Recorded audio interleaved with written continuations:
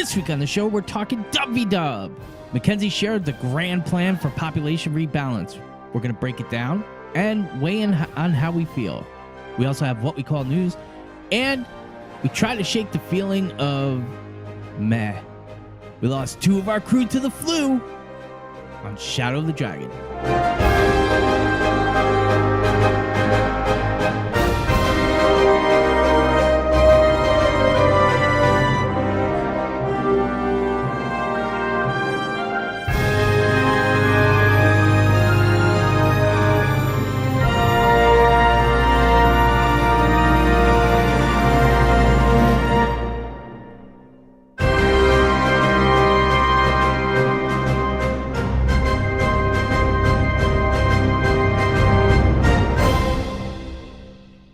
Welcome to Shadow of the Dragon.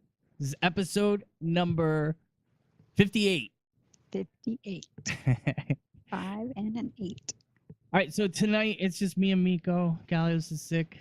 Poor Gallios. Kora's sick too, I think. Or tired. She's sick or tired or sick and tired. She didn't specify. She might be sick and tired, yeah. But it's just me and Miko. Miko's back. I'm back. Welcome back. Thank you. I'm not going to ask how the move's going. Move. How's the new job going? Awesome. That's good. Super happy. It's like I finished my 3rd week and I just delivered my first major publication. So I worked late today getting that out. I was like being really anal and kept changing the design of it. Cool. So, but it's all out now. So, yay. Yay. Yeah. So, really did you get any chance to play Guild Wars 2? I raided last weekend for the first time in about 2 months, I think. It was a bit rusty, but it went well. We had fun. Nice. It was, yeah.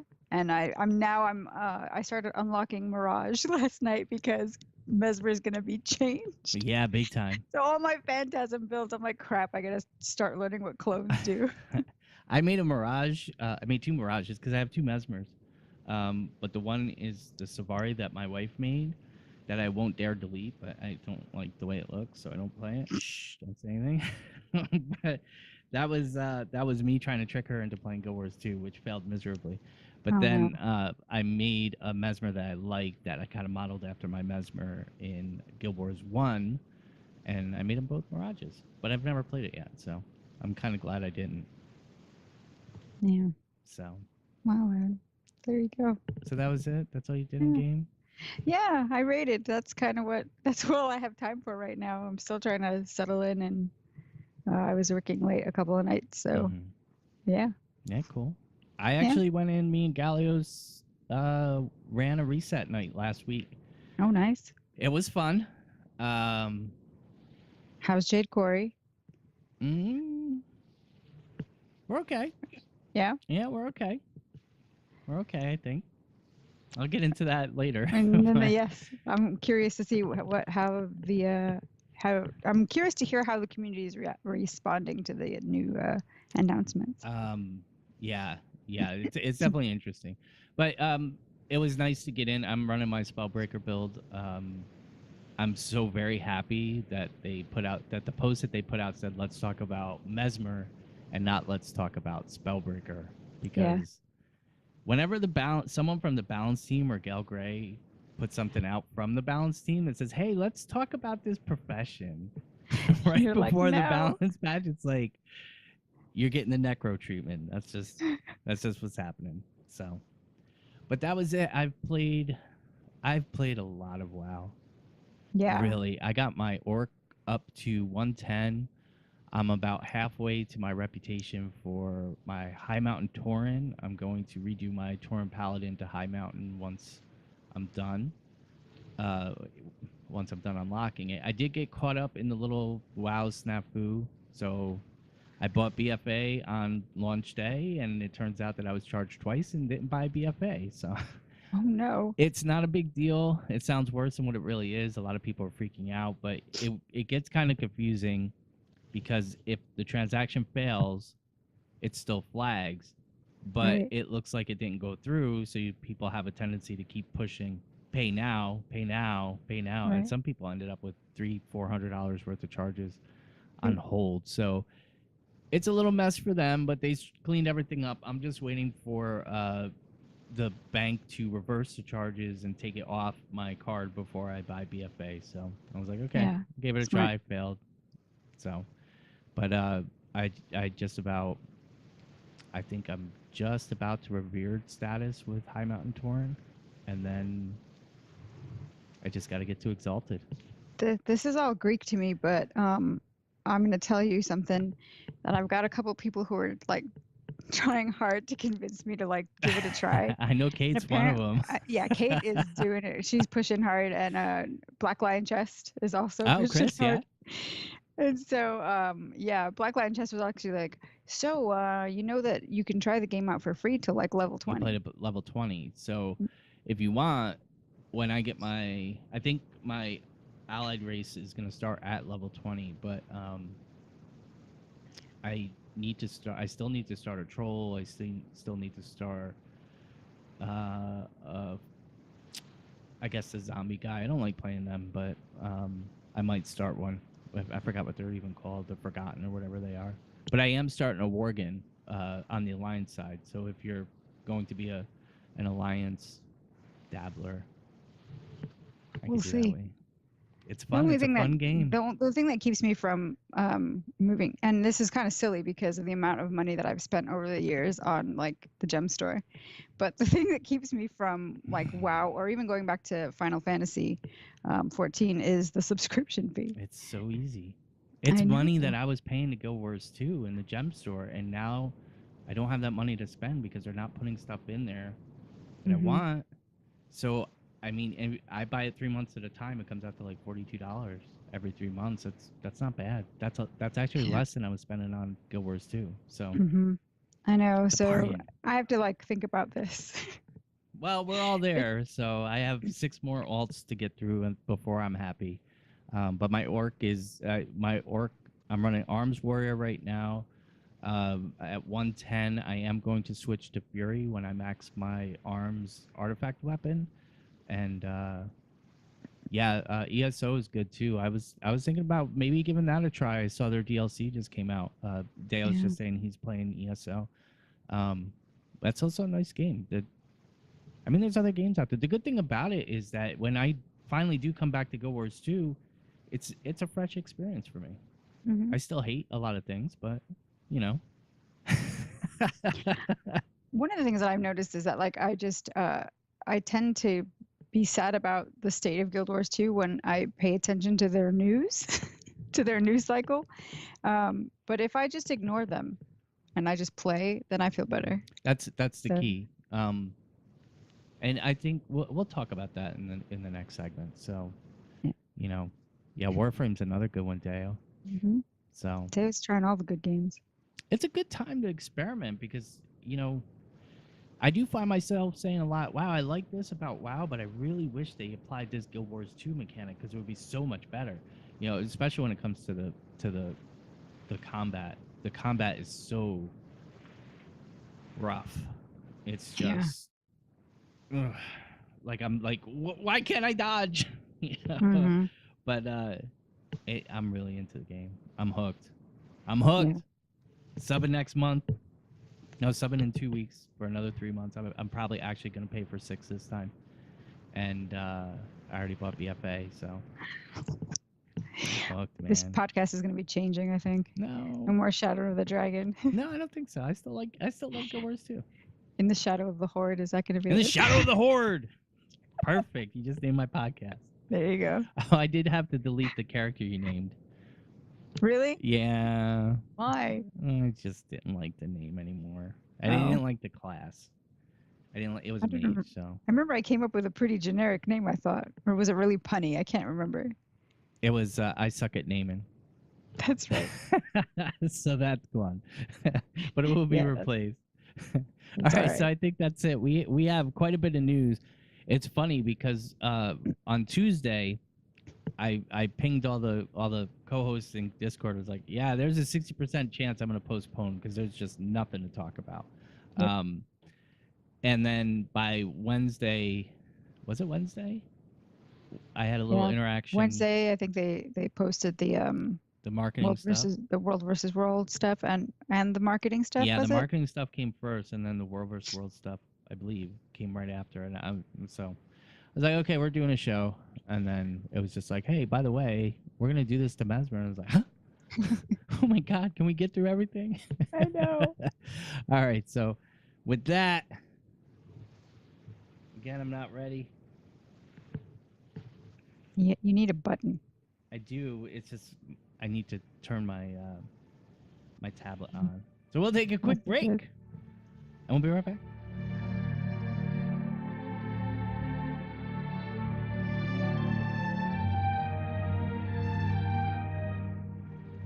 And we're back with the segment that almost didn't make it, what we call news. It almost didn't make it, but there was. Let's be honest, there wasn't a lot of news. There really wasn't. But the news that did come was huge chunks of news. So the first thing we're going to talk about tonight is the marketing plan / how they're celebrating the community that they went over on Guild Chat today. So, you know, I was really hyped for this when I saw the post in the forums and then the reply that you got from him. Yeah, because the title of it was something about it said marketing, but then in the body of this was Mike Sibowitz that posted this, but in the body of the forum post, he had said, "We're going to talk about how we're going to celebrate the fans." So I said to him, "Hey, thanks for the updates and everything, but is it that you're celebrating us, the fans, or is it that you're marketing?" Because speaking for all the Guild Wars 2 players, I would think that most Guild Wars 2 players would rather see you market the game than celebrate the fans. And he was actually very gracious. What struck me was the first public interaction on public forums that I had with this guy was not very good. It did not make a very good impression with me. And we talked about it on Reddit, the show. Wasn't it? Yeah. Where he dropped the haters gonna hate meme and everything else. But then it was much different on this one, and that's what kind of drew me into the post, because when I saw the Reddit post, it was ANET's gonna talk marketing, and the first thing I did, I swear to you, is I went to Google and I searched GW2 meme and I didn't find anything because I was just gonna throw it at him. Be like, take that, Mike S. But I got on the forums and I started reading the stuff that he was doing, and he was having fun with people. He even dropped the meme as one of his responses, which I thought was pretty cool. So that kind of drew me in, and then just really reading this stuff and the way he was talking about it, and just like, hey, have an open mind, and we want your feedback. We want to make sure that we're putting stuff out there. We want to put stuff out there that's going to work for you guys, so that you have something to talk about and use to kind of promote the game for us, as well as us promoting ourselves, as well as celebrating you guys. So that's what kind of got me really hyped for that. And then I watched Guild Chat. I guess I took it to his post to kind of hint that he'd be showing up on the show. So maybe that was my misinterpretation. Yeah. Obviously, it was my misinterpretation. Well, I think if I'm correct, I believe that the community team is also part of the marketing team. Yes, they are called content marketing. Yes. So I guess it makes sense for him not to show up, and him being, the head of it, of the thing, maybe it's better that he didn't show up. That's fine. That didn't really bother me. And really, the stuff that they went over today was good. It's just not what I expected. What they announced today was the Guild Wars Friendships, which is a cool little contest. They're asking you to kind of tweet out or put on Facebook stories of friends that you met in Guild Wars 2, and stuff like that, and hashtag it with GW2 Friendships. You could do that on YouTube, Twitter, Instagram, Tumblr, or Facebook.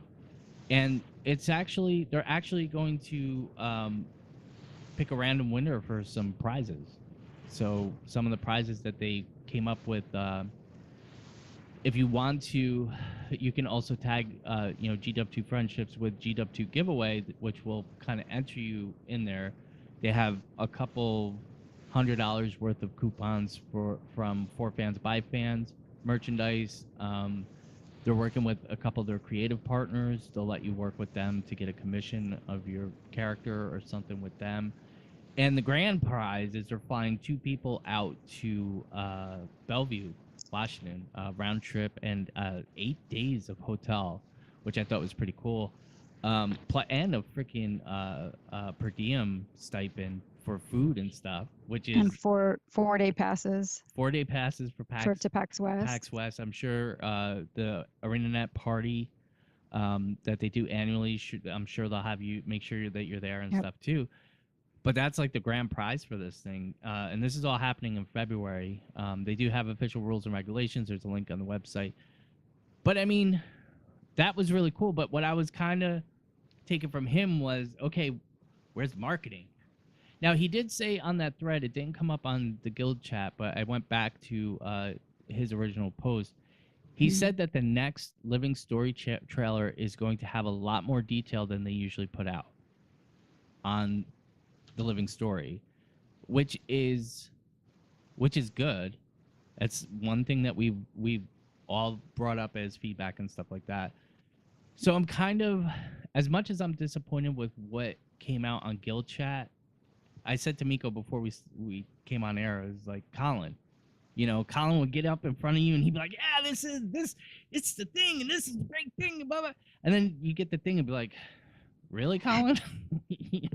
So kind of felt like that. But the biggest thing that Mike Sibowitz kept saying was, hey, keep an open mind, keep the feedback coming. We want to hear what you want to say, and let us know what you think about it. So I'm going to see what else. This isn't the end of it either. This is the beginning. So all throughout the month of February, they are making blog posts about the marketing and stuff. Some people have been going on the forums and saying, oh, what are you doing talking? We don't care with it. I think this is a really good program. I think this is a really good way to look at it. It's a really good way to engage with fans and community, and why shouldn't they do that? Yeah. I think it's a cool idea, especially for February, which is we've got Valentine's Day this month. So all of the Valentine's Day stuff should be showing up in the gem store. Yeah, there's something else. Did you catch that potion thing? Yeah, there's going to be an endless tonic, an endless friendship tonic. So basically you're getting the hearts. Yeah. When you get, so when something loves you. Yeah, but there was something else basically. You could do that with that. Something with a friend you could do. I'm sorry, I kind of heard it. You're going to get it as a gift in your in-game mail. And it's going to happen every February annually so that people who start playing later don't miss out on the love. Well, it's a good thing you listen. Potion. It's a good thing you listen because I tune out love and I tune out all that squishy quagging bullshit. Don't tell your wife. Oh, no. No, she's getting flowers at work. Yeah, there you go. See, happy wife, happy life.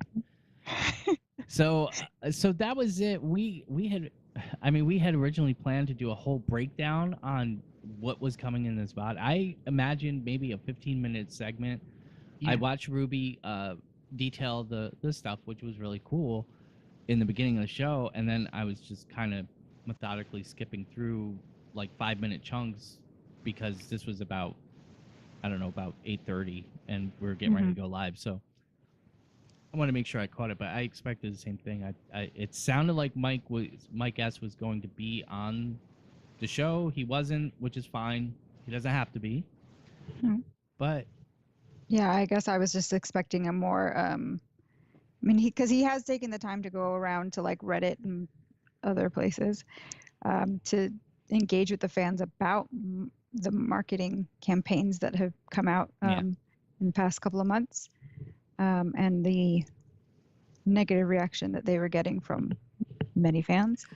So I guess I was expecting him to kind of like talk about the reasoning, I guess, behind it. The one thing that I mean, I guess if you want to call me a cynic, call me a cynic. But the one thing that I was glad about to hear with this friendships thing is, well, they've given you a context. They want to hear your stories, so it's not just going to be random player with a quote out of context. You're actually going to be getting the context of how people became friends with other people because of Guild Wars 2, and so that's good. We've got context and it's true. names attached to it. It's going to be good. I'm going to keep an open mind personally.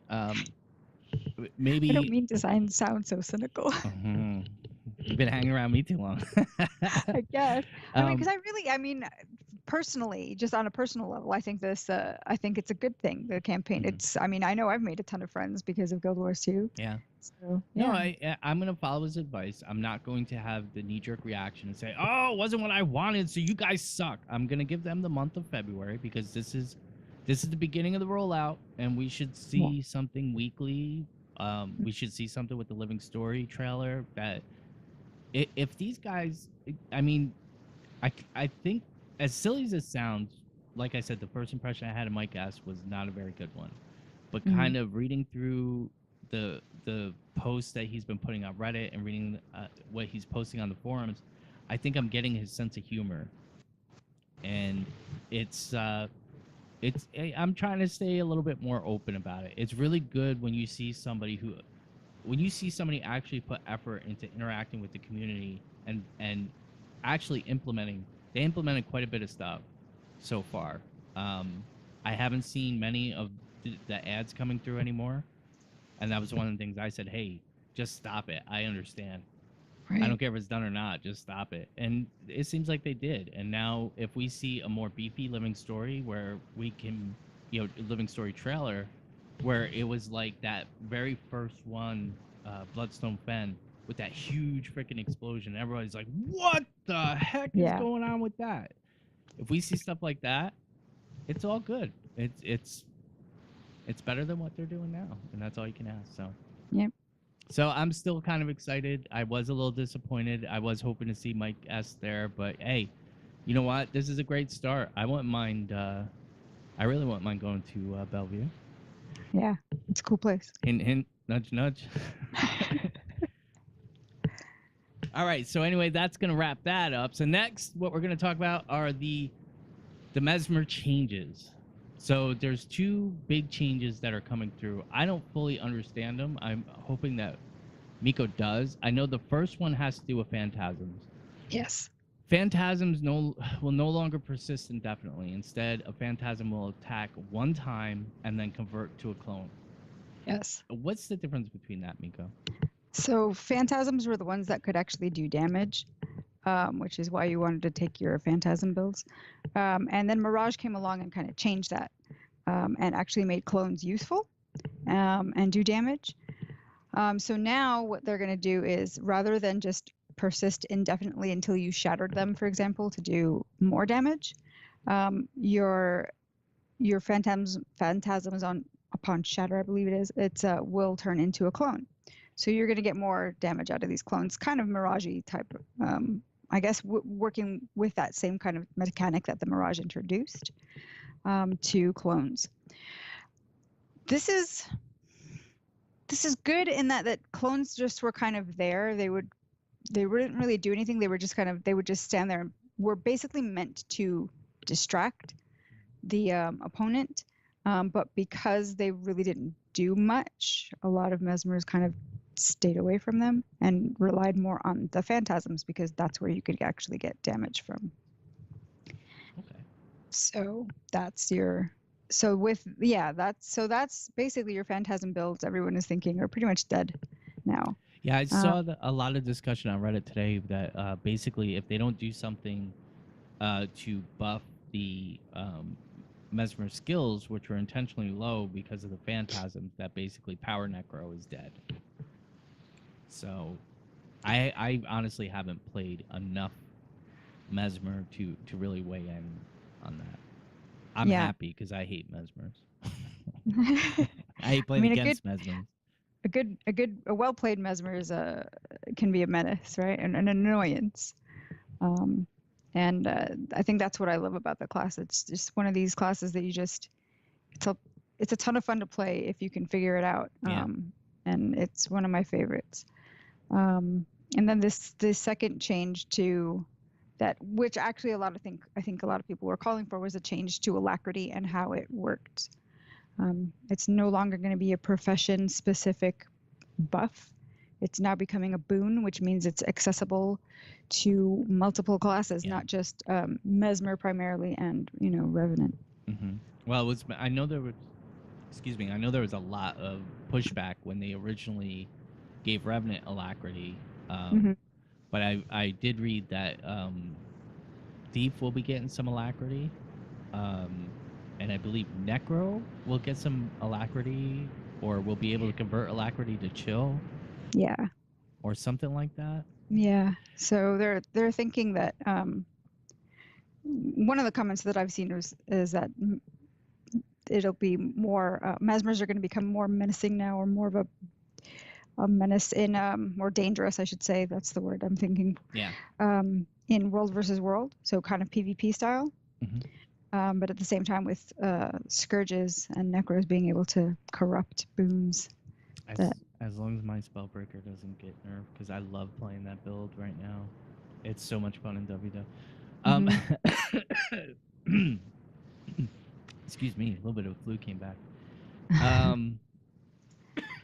Another thing is, I know they took the quickness, or the God, what's the speed boon? Quickness.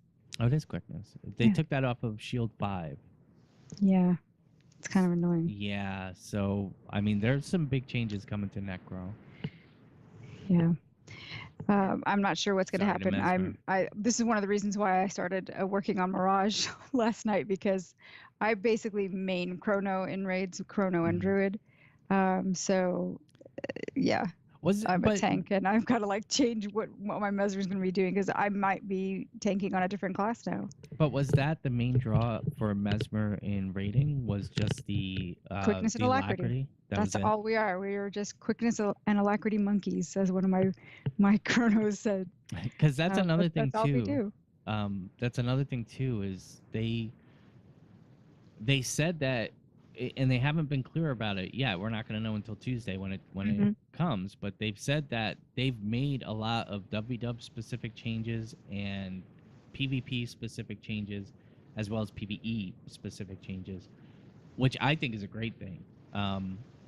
So I'm really interested to see how this is going to come. But because, and I guess this came from Robert Gee, who was the father of the Mesmer class, is what I read. So this was a big deal. Yeah. I'm really excited. I mean, despite the fact that I'm like, oh my God, what's going to happen now? But I'm really looking forward to it, because I think something needed to change. Especially the meta in raiding is you take 2 Chronos, and it's kind of boring. It's kind of boring to just always have it to run. And so, you run a 2 slots that are kind of low personal DPS because of what they can provide in terms of support. And it's just like, okay, well, thank you for your 5k or 10k DPS there, Chrono. But really, we just want your quickness and alacrity. Well, I mean, that's one thing about Arena, is we're trying to spread that around. And yes. I know the mirror comp has been around for a long, long time, and really only left room for 4 DPS slots. So yeah, and they've started to kind of shift away with the whole change to warrior and Phalanx strength and druid with might stacking. So now the regen change, which they announced, I think, was it the week before? A lot of people are thinking that because it's changing the prioritization, that you're only going to need 1 druid again, which is fantastic. And you might even be able to just take in a Condi druid, which is also fantastic, because no one likes to do 2k DPS. Trust me. No, the dedicated healer role is underappreciated at best. So yeah. Any other thoughts on Mesmer? No, I'm just looking forward to it. I'll let you know on Tuesday. Yeah, it's going to take some time to get through that. So yeah. Some other things that just came off of the net. I apologize. I forgot his name already, and I don't have it up. I couldn't find it on Reddit. But the only dev that worked on the API Yes. got promoted, and I forgot his name. I've forgotten his name too, and I just watched Inks's video on it. Yeah. Oh my god. Anyway, that guy. That API guy. He's been promoted. Oh, lie. Lie is what Dovik is saying. LYE.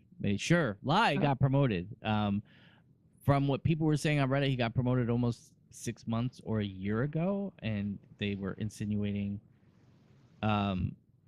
that he hasn't been working on the API and stuff like that. So there's really nobody dedicated to work on the API code now, which is a big thing. That's what works for ArcDPS. That's what works for GW2 efficiency. That's GW Taco. Yeah, Taco. All these things are based off of the UI API. Navi is off of that. A lot of the websites are off of that. So it's a big deal. So we'll see. We'll see if they get somebody on there. The good thing is it's been working well, but I know computer code that is not maintained is generally code that's going to break eventually. Yeah. So I think that's what the concern is within the community. Yeah, my understanding from Inks's video was that they've got 2 guys now working on, or 2 people working on the API, but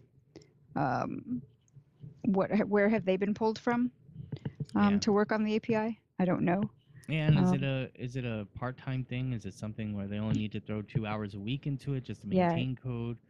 Yeah. Are these 2 guys just tag teaming that, and they're not going to develop any new API stuff? It's hard to say. Yeah. So, all right. I think we're at we'll see again. Yeah, we're at we'll see. Lawton Campbell. Thank you, Deo. That's exactly who it was. Lawton Campbell. Thank you, Lawton Campbell. We are Thank a professional podcast. So,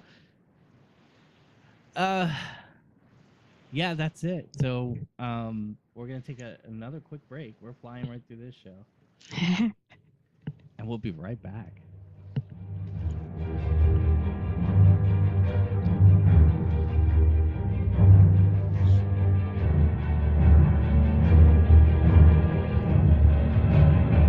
And we're back. Oh my god. It's so great. So my brother in arms Gallios was taken out by the flu. So it's just me and Miko to break down all the wonderful WvW changes that are coming. So this is a big deal. This is a very big deal. The first thing that I want to say is I think that this is not the change that ArenaNet wanted to implement, but it's the only change that they could have implemented. I think that the devs gave the player base a lot of time to work this out on their own, and it did not work out. The population balance was not going to work out on its own, and they took a very heavy-handed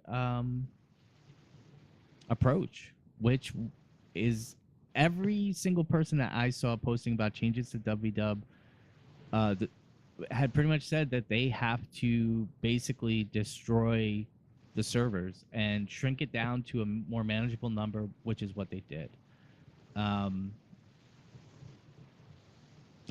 So Deo's asking if I think that the WvW news itself shocked his system and weakened Gallios so that it made him sick. That's Deo's tinfoil hat theory. No, actually what happened is Gallios was super stoked in Discord, and then I kind of popped his bubble and was like, no, it's really this. This is what it is. And he was like, I hate you, Gord. But I'm not salty about this change. I'm kind of disappointed that this change had to be implemented, and it had to be. The players were not going to balance population on their own, and really we did have the power to do that, but for whatever reason, it's not. So So what's going to happen? All the worlds are going to be, and I'm not sure, just to preface this, I'm not sure when this is going into effect. I looked for the Reddit leak, but somebody had told me that these changes were leaked uh, almost a year ago.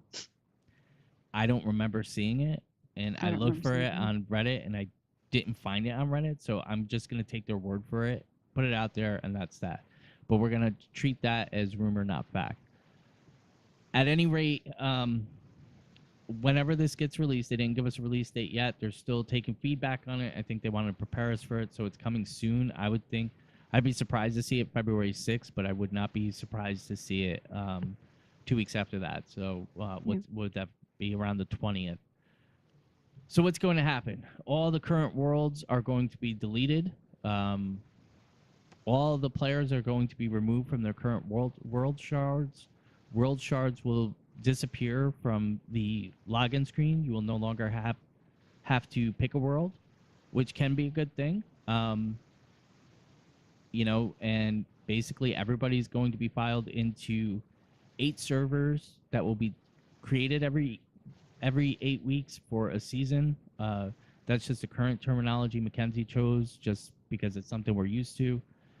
They don't know if that's what they're going to call it, but it's an 8-week period for the match. You're going to be you're going to be randomly assigned to a server. And at the end of those 8 weeks, when the match is over, those servers will be deleted and they will be recreated again. Hey, Garage is here. So that's one. So now what happens is,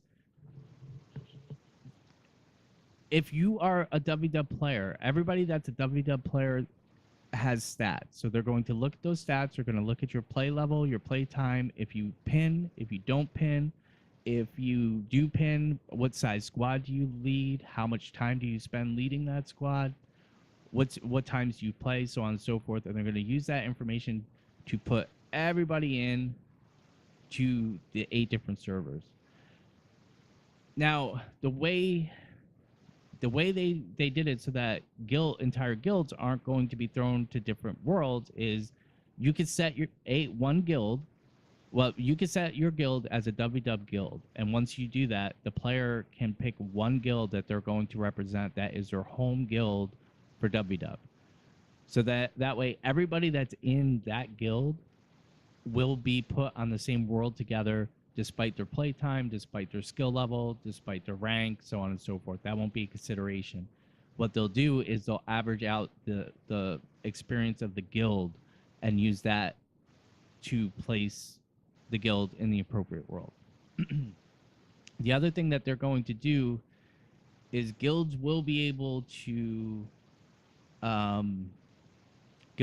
able to create WW alliances that will be between 500 and 1,000 players max.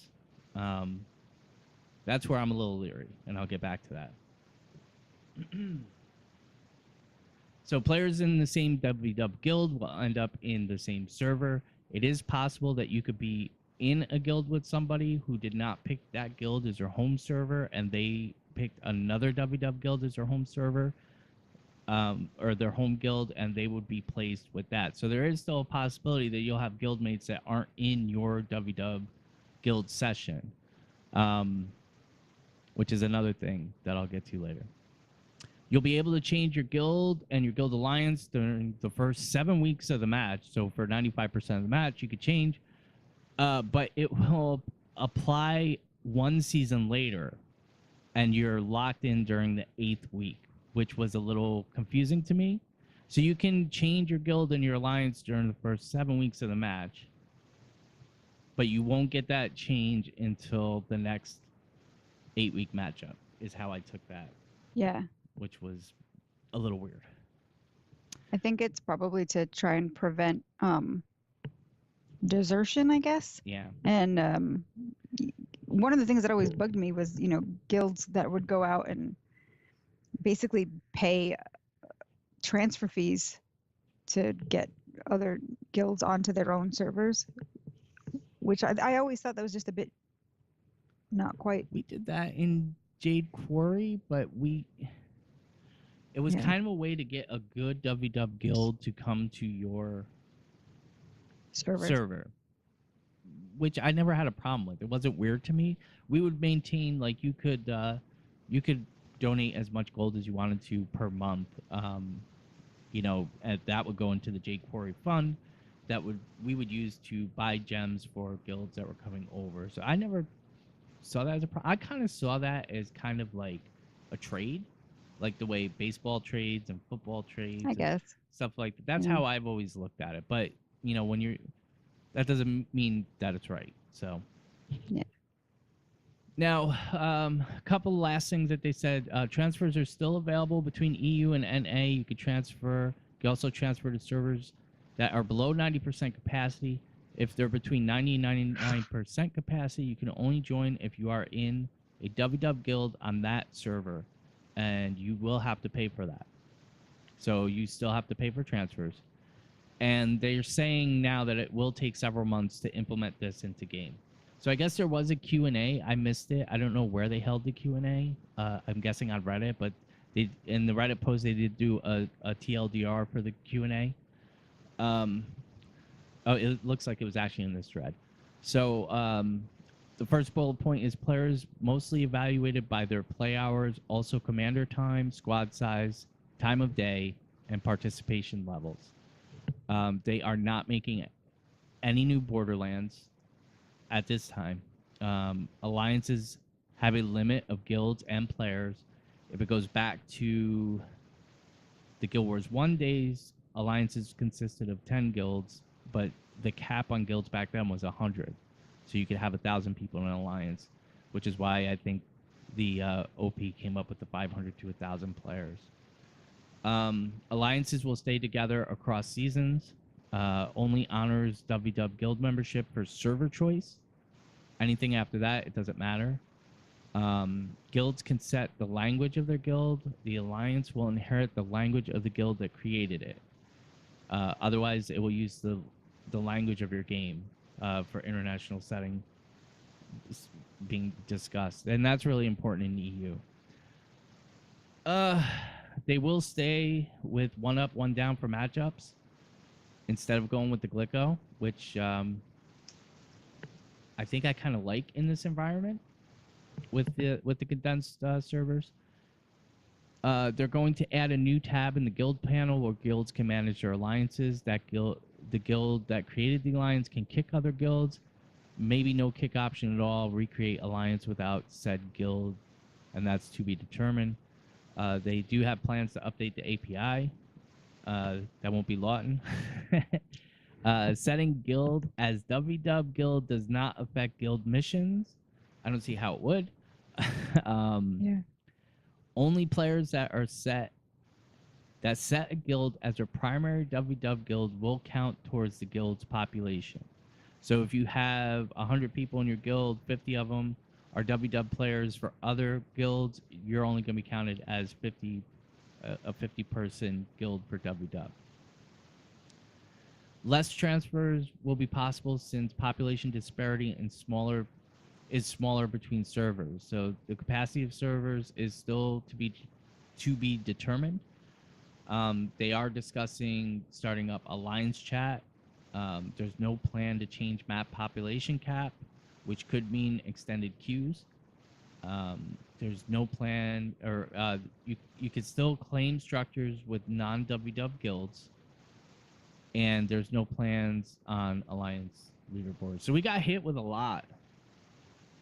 And, you know, it's another one of these things where it's a double-edged sword because I've always, with the exception of maybe a 2-month period, I left Jade Quarry to go to Isle of Janthier because I was a big fan of Dantain, and his guild was on Isle of Janthier, so I went over there to hang out with Dantain. And once I found out that Dantain was hardly ever in game, I came back to Jade Quarry. But I've always been on Jade Quarry, and I'm a little sad to see it go. But I also know the only way to fix the population disparity and break up the Blackgate stacking in North America is this approach. I really do believe that they did not want to take this approach. I really think that they gave players a lot of time to kind of fix this on their own, is what I think.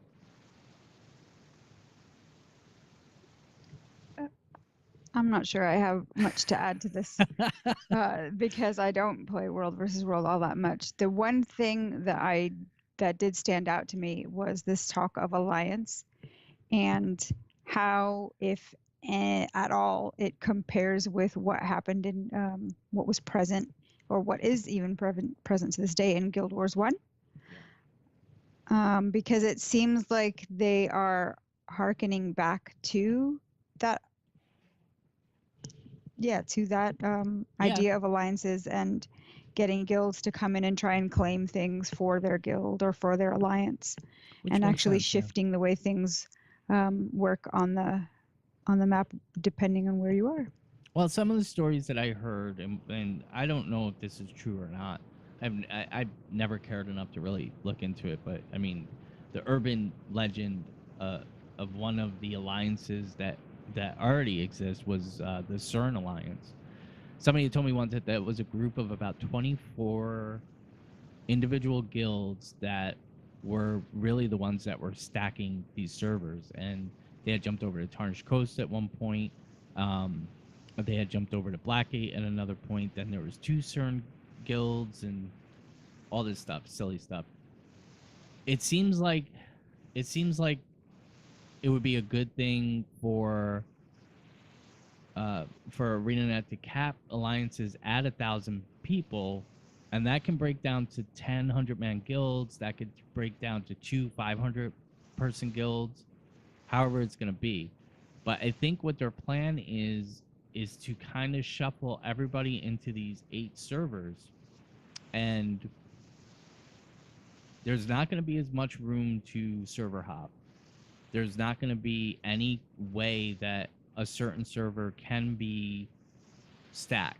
So it's not like a bunch of alliances can get together and say, hey, we're going to go to Blackgate. Because the other thing, and I'm not sure if I understand this correctly, but it sounds like what they're going to do is take all the names of the servers that are currently in North America and EU, and they're going to cycle them through the 8 servers as they're created. So there's a possibility, and I don't like this, but there is a possibility that at some point, Mog, Minions of Grenth, who's always not always, but for the majority of our WvW time has been Jade Quarry fighting against Blackgate. We could end up on Blackgate server for an 8-week match fighting JQ, which I don't know how I feel about that. Or fighting with Blackgate, like on the same team as them. Well, no, because right now what it is Blackgate is a static server, so all the guilds that are in Blackgate make up Blackgate as the server. But what is going to happen is we're all going to get thrown to the wind. So we could be partnered with one of those guilds that we fought against vehemently. We could be against those guys, but what's more silly is the idea of, okay, well, we're gonna name all these servers because we have to give all 8 servers a name, so we're just gonna cycle these servers names through. Yeah, my understanding was that they were going to delete the names, but I may be getting that completely wrong. Yeah. I forgot where I read it. I thought I read it in this post. I thought it was in the post. I remember them talking about the server names, but I read so much hopping in and out of things this week, so sorry. I know it's under the world creation section, I think. That's gone. The whole world creation section is going to be removed from the game. Yeah. Hey, Tox is here. Hey, Tox. So that's the nuts and bolts of the changes. Again, for the population of the game, it's a good thing. But for the first time since year 1 and year 2 of playing WvW, we could be back to queued maps, 4 queued maps for the rest up until Thursday and Friday. There were times when I was playing on Jay Quarry when Jay Quarry was dominating tier 1 play where I couldn't get into WW for a week. I would Yeah. have to sneak in at like midnight, 1 o'clock in the morning to get in there, which was weird. And we could go back to those days with it being crunched down so much.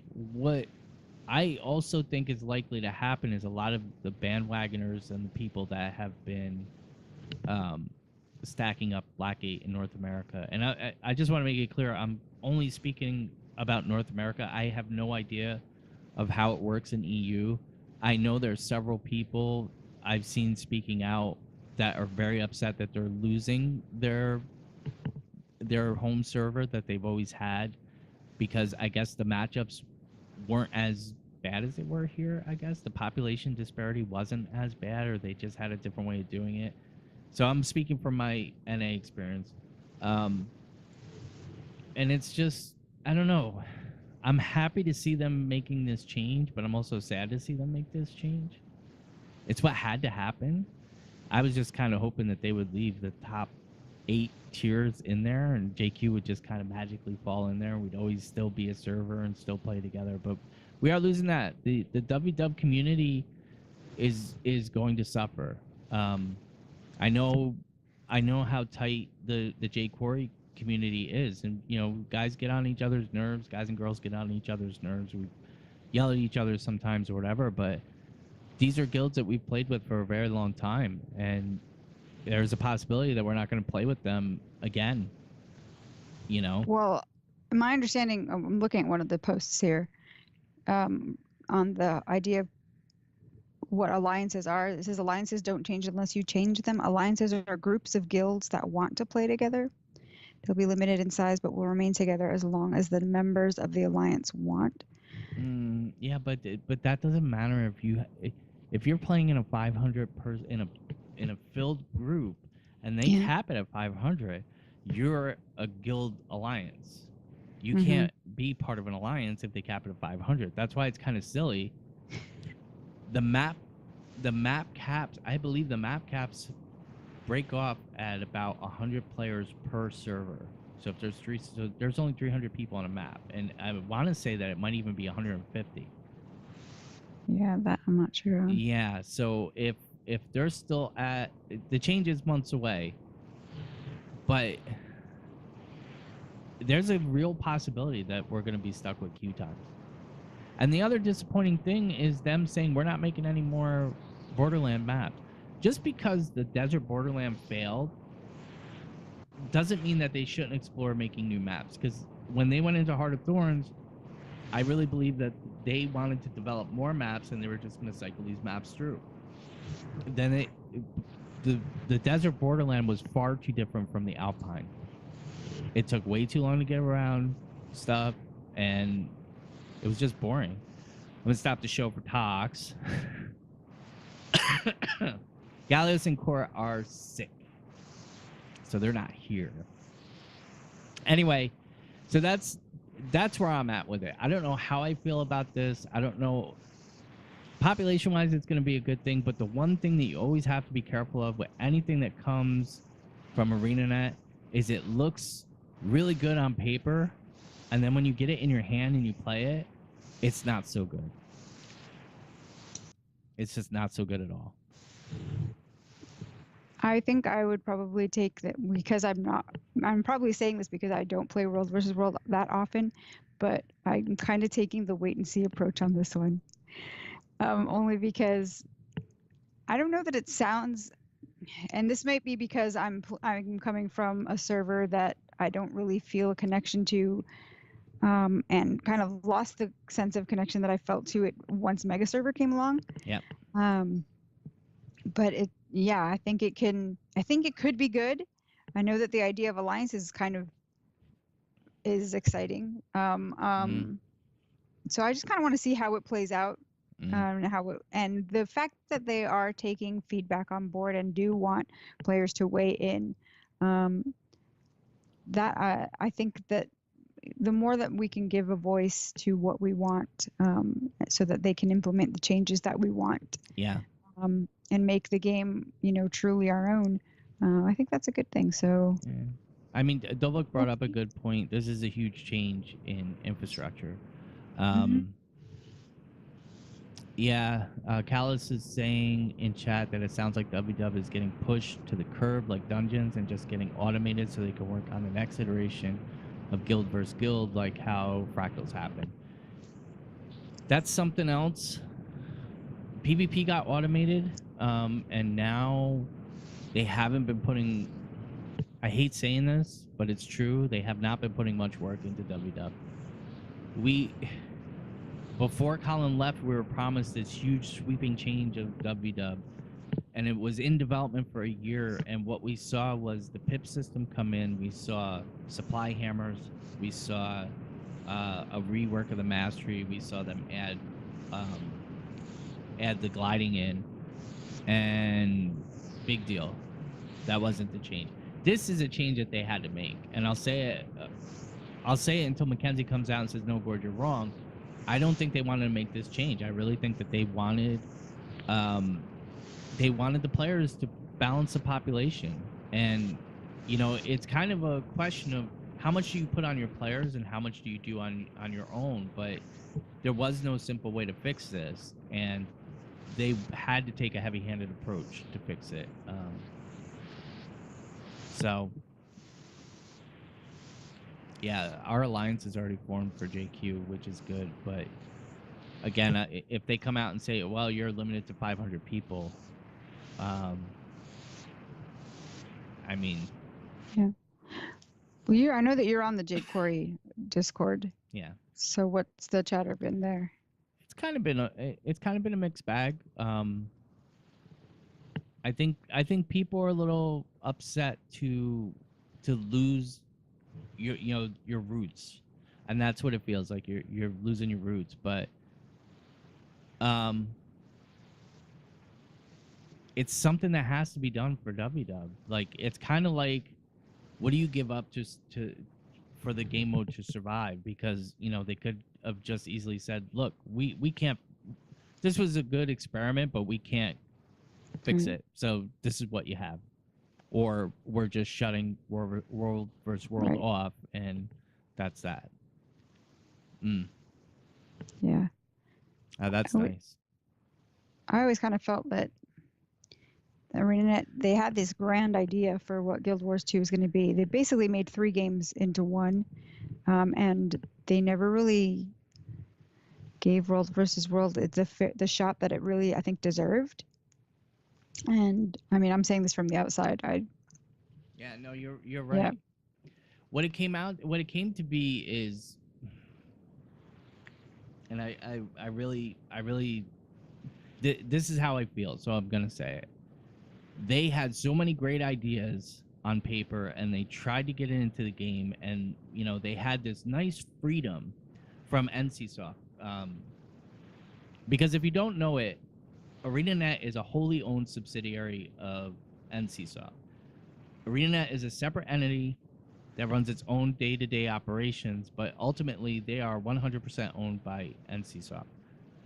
They had this nice 5-year period, and it seemed like they were like coming in every day and sipping their coffee and making their maps and like, oh, let's do this. Oh, well, we're halfway through this, but let's throw this away and start this whole new idea. And it did bring some cool things into the game, but really what it came down to is they never finished an idea, and they have never finished an idea in Guild Wars 2.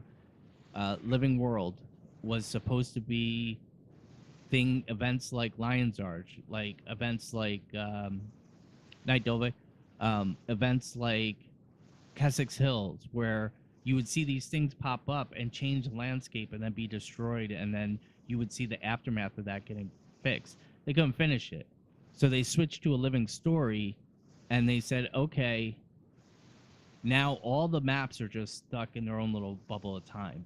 So every time you go into that map, now you're going back in time. So easy way out for it. And it just feels like every great idea they had, they never fleshed out fully. And now they're at the point where they have to choose, they have to cut off the dead weight. And PvP and WW is the dead weight to them. And that, again, in my opinion, comes down to monetization. They can't monetize WW, they can't monetize PvP the way they can PvE. Most of the effort goes into PvE, and you automate everything else. So it, I think also too the with PvP in particular, they tried the big push to get into esports, and they just never really got that going in the way they needed to, but they in the had a way that they small could have done. budget for that too. I mean, they were doing $250,000 a year was their budget for esports. I mean, they did. I think they did four $50,000 tournaments. Yeah. And then they didn't invest in the technology. They didn't. Exactly.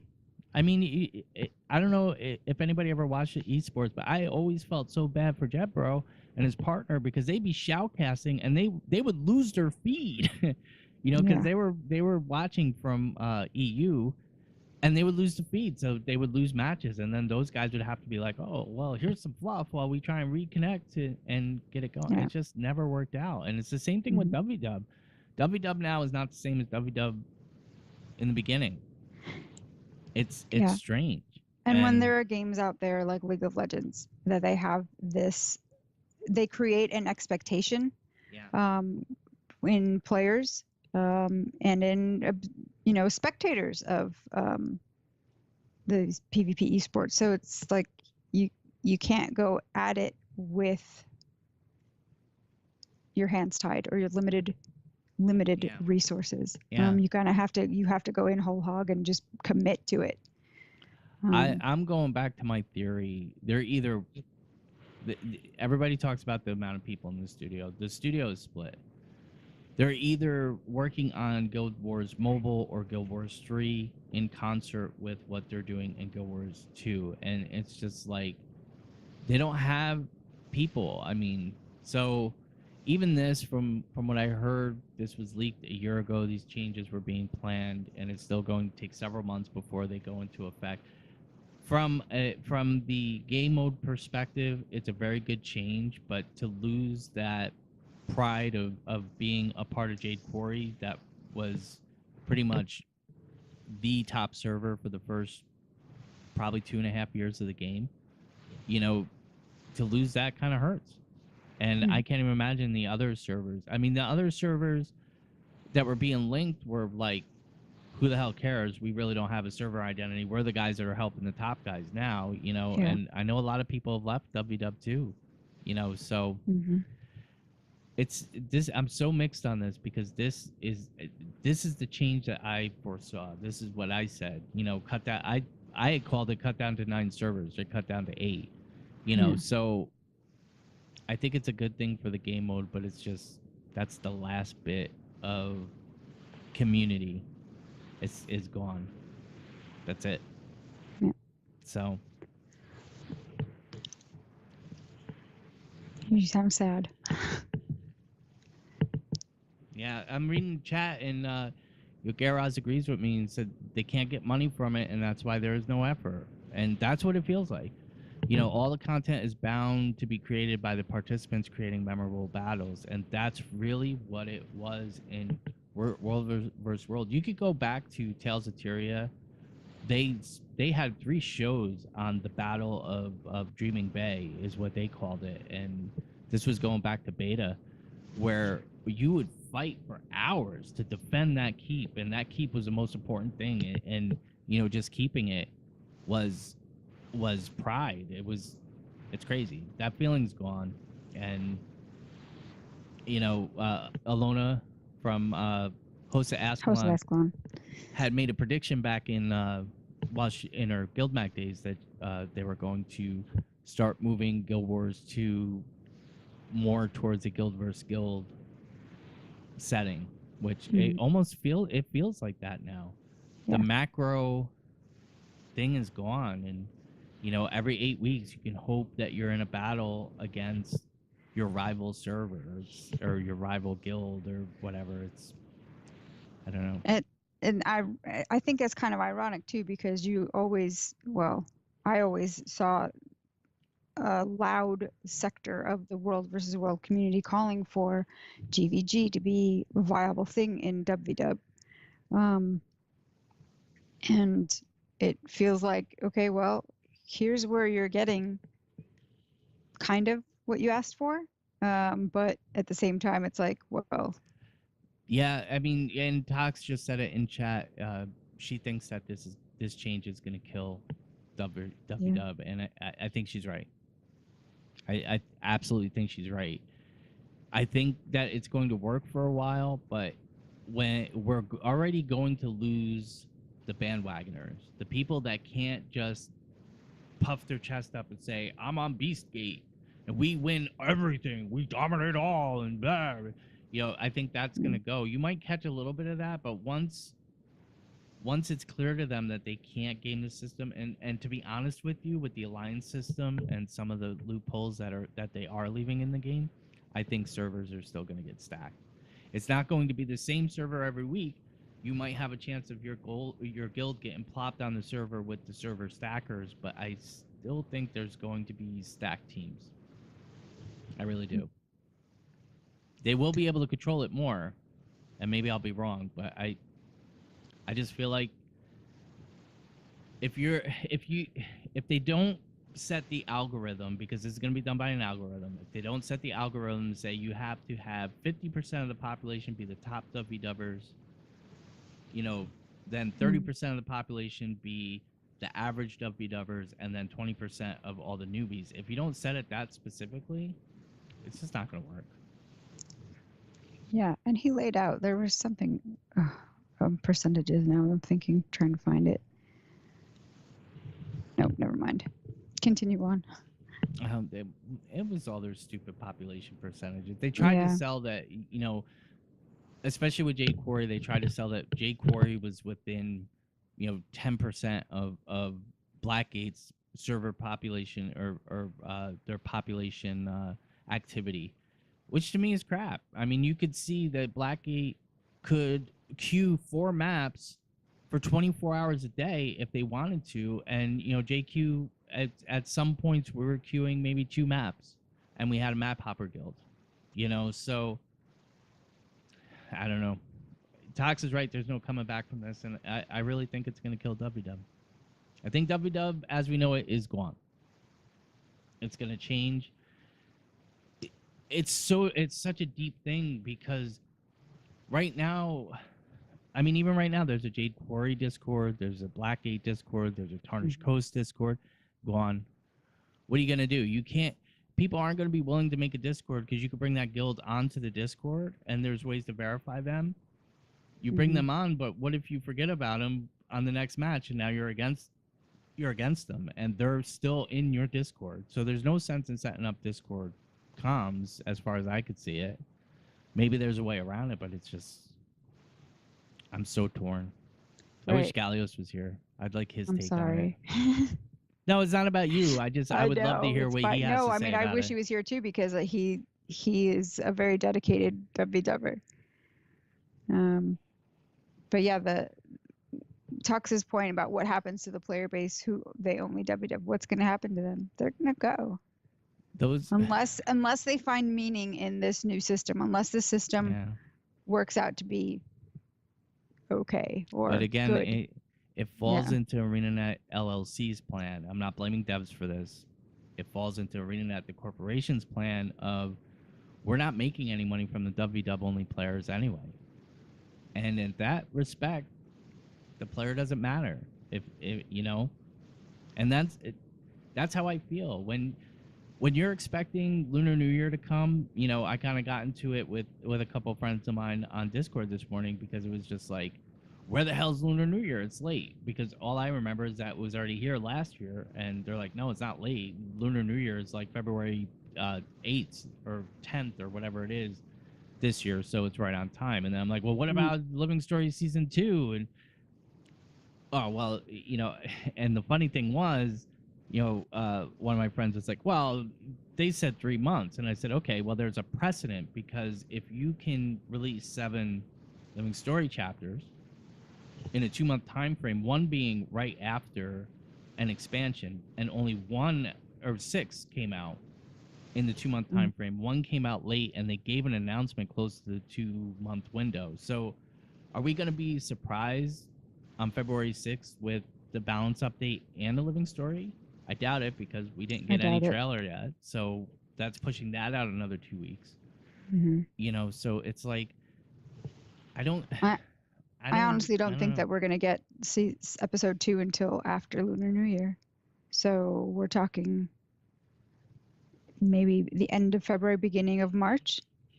Their story right now is, in my opinion, the story that they're telling right now in this living story chapter or season is paper thin.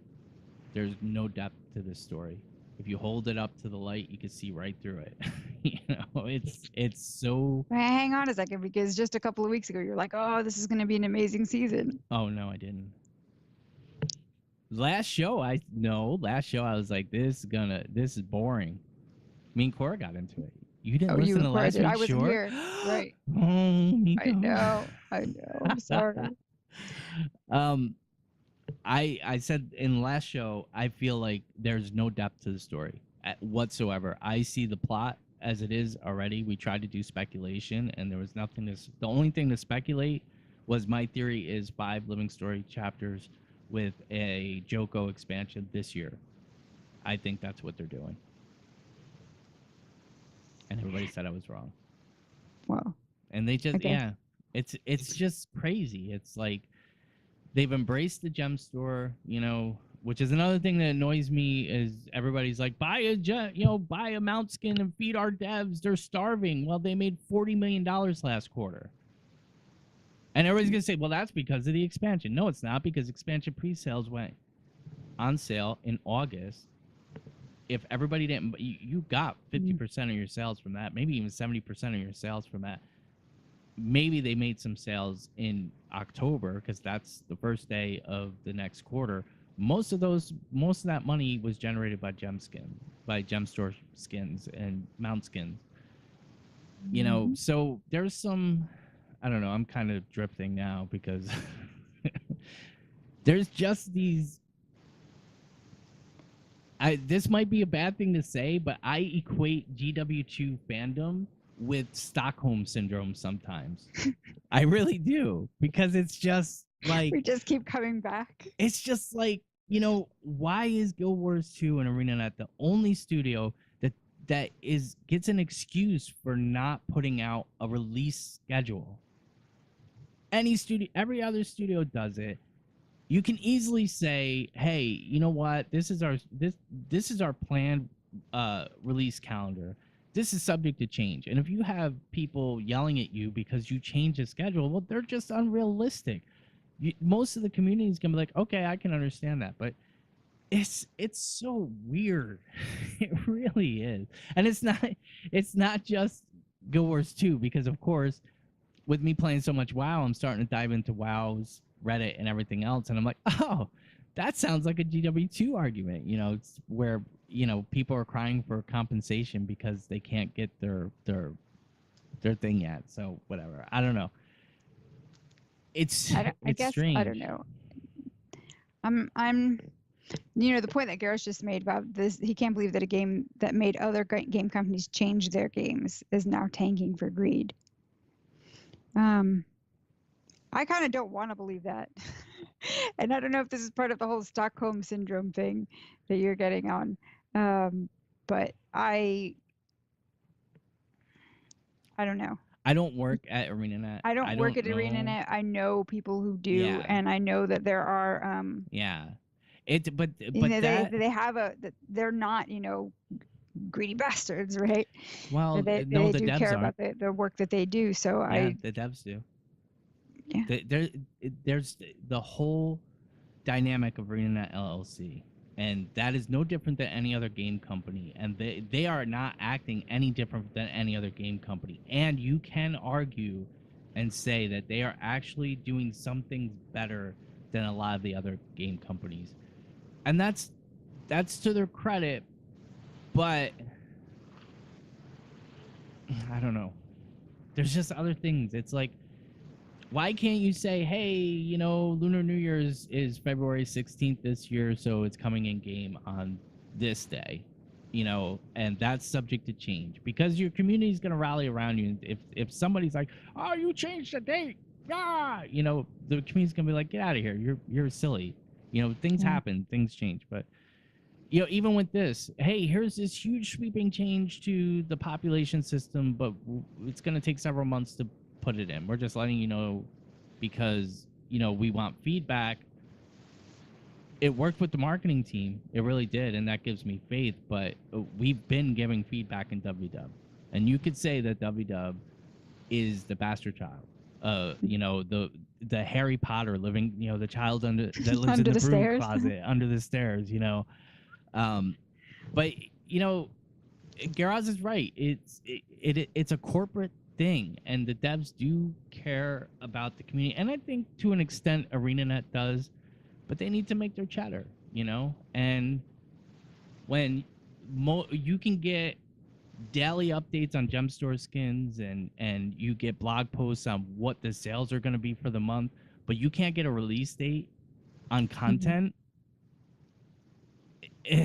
Night Talks, thanks for coming.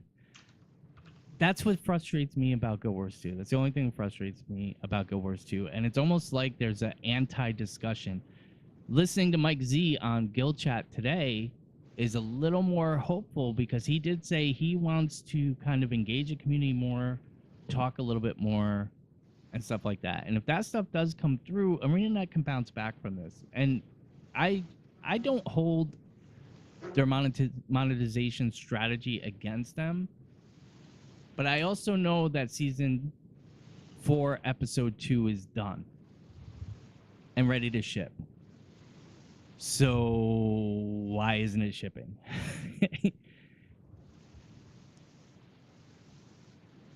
Sorry. That's okay. Yeah. I had to reply to a message. The point that Deo makes, that he brought up in chat after their show last week, that people were talking about, that they always come back to Guild Wars 2 because of its features. And his point that he does the same thing, but then he always leaves again. Yeah.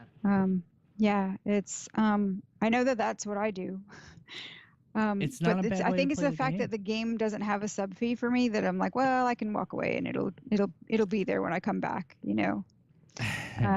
and to some extent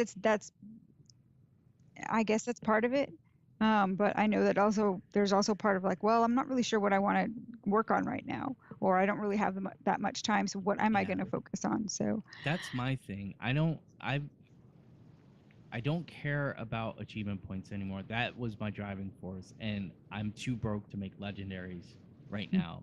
And even that's gotten old to me because I've made all the legendaries I really want. Now it's the legendaries I need to make to finish a set so I can puff my chest down and say, I finished the set, Right. But AP, especially with the new stuff in Path of Fire, how that came out, how much they've lessened the AP and that's available in the new content. The current events never grabbed me, so it's just weird. It's a really weird state. And I feel really weird about this with WW because it's like I'm happy that they're addressing it. I know that this was the only option available to them because in order to control and break up the server stacking and to really distribute the skill base through WW, they had to take a very heavy-handed approach, and that's what they've done. And I don't fault them for that.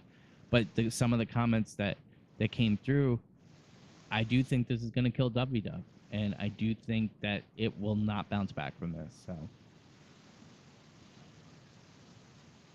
yeah, that is true. It was, what is it? Super Data reported that ArenaNet made $40 million in Q4 and finished the year out with 80. Well, no, I'm sorry, made $87 million for the, or $82 million, something like that. I know through Q3 they had made 47 or 42. So according to them, it was about $40 million that they made last quarter. This is quarter 16 though, yeah? This is the second link that went up is through quarter 3. And just to be clear, this is straight earnings. I used to think that these things were profit, and they're not. It's just what ArenaNet had earned.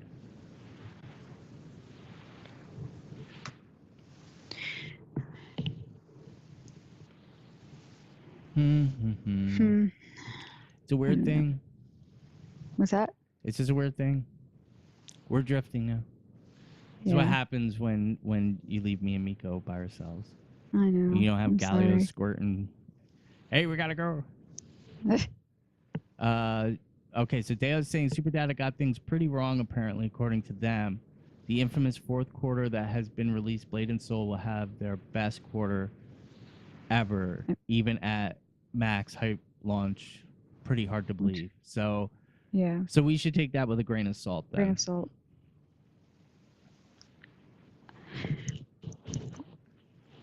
Yeah, and Luke is saying that Q4 sales should be released next week. I think we'll see that. I think that with the amount of mount skins that they sold, they will. I think they'll kill it. And you know what? I don't hate them for killing it. You It can. kind of takes us back to that post that Mo shared on Reddit. I think it was, if you can support the content that you want by buying things out of the gem store, then great, here you go. Please do. And it's like, well, we know that you need to earn money and get money from us. And they should be trying to make money. That's fine. But when you see story getting closed with underwhelming results, when you see the depth of the story shrink to a very monochromatic view of the world from this large story that they were telling and stuff like that, and then as PvP is automated now, and it looks like WW is on its way to that. I've asked this since this show started, where are all their resources going? PvE, man. Just kidding. Guild Wars Mobile, the plight of the six. So I don't know that I honestly don't know that a mobile game would do. Lineage 2 made $408 million in one How many of those players that picked it up were new, or were those just players that? I mean, do they have those kind of stats? Because I'm sure that someone must. No, Lineage 2 was always better than Guild Wars 2, but never in the neighborhood of $408 million. No, as far as I remember. Did Lineage players move to mobile with it, or did they? Were they always new? I think it's new. It was a true and proper MMO, action-based MMO on a cell phone, and I think it just blew up. So it could be. Lineage 2 is NCSoft's biggest game in Korea. The numbers don't lie. I don't know what they're doing, but I don't think everybody's working on Guild Wars 2. Even Mo's not. Mo's not focusing on Guild Wars 2 anymore. He said that himself. Yeah. So what is he focusing on? There's only one active game in the studio.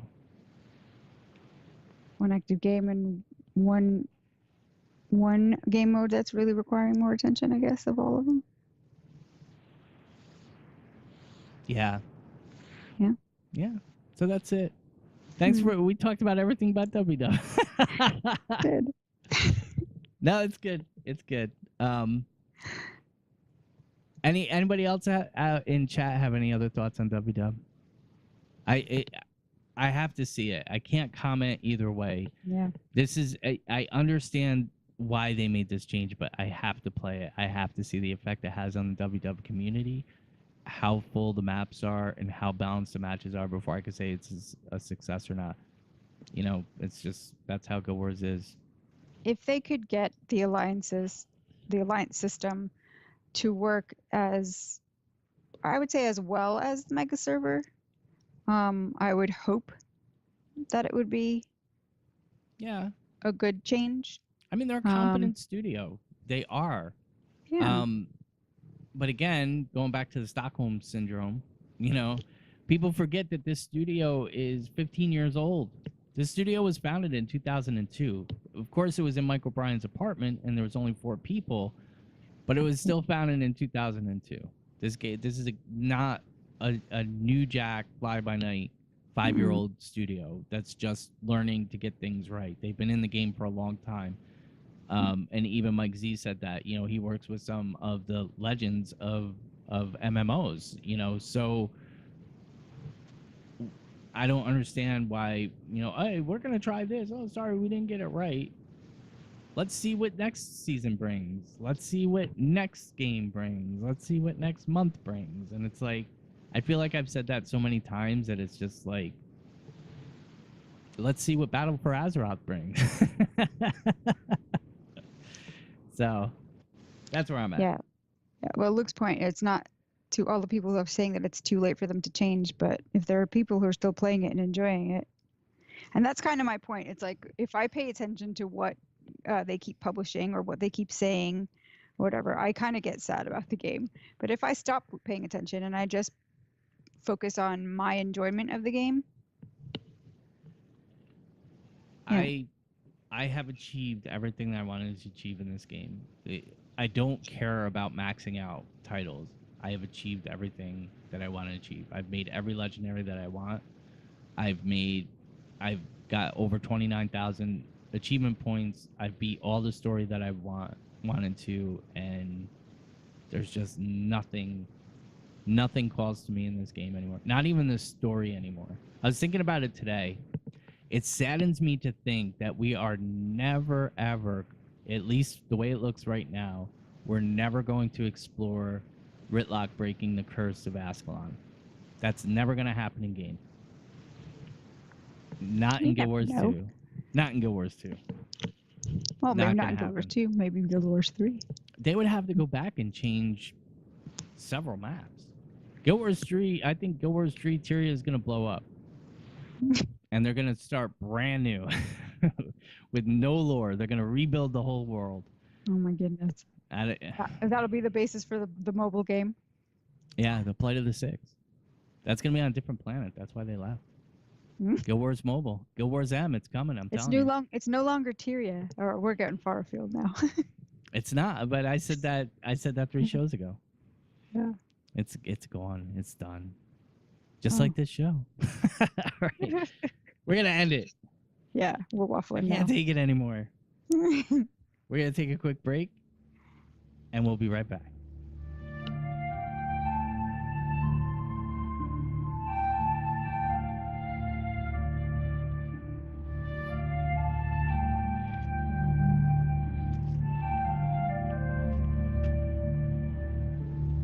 All right, we're back.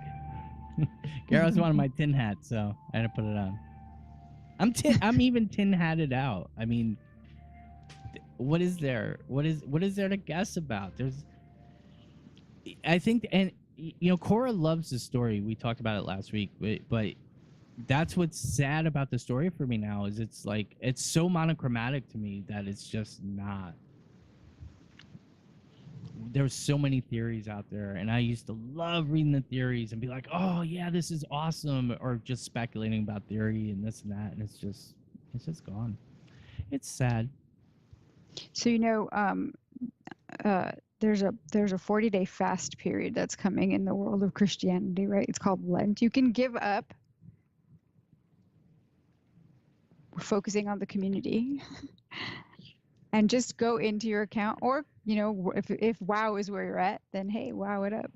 But yeah, I don't know. I think my focus would be to just focus on what I care about in my account, and even if it's not AP, but like for me, I've always found the joy in this game of just exploring it, or of trying to get better at different encounters, which is why I end up raiding.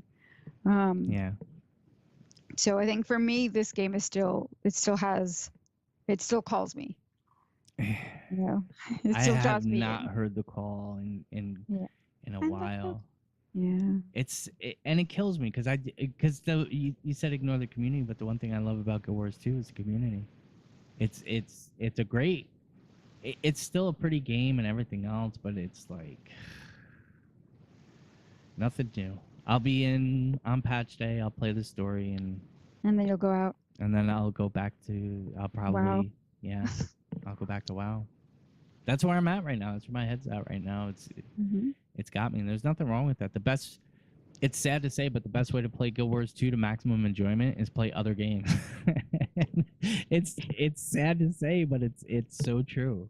Kate least said that for to me me. last week when she was off in WoW, and then came back to raid, and she was just like, "Wow, I can do my rotation. Look at my DPS." Yeah. Well, see, with me, I have my. It's not. You're right, Luke. That's not true for everybody. Oh, But for me, I have my rotation perfect in WoW, where I get max DPS most of the time. So,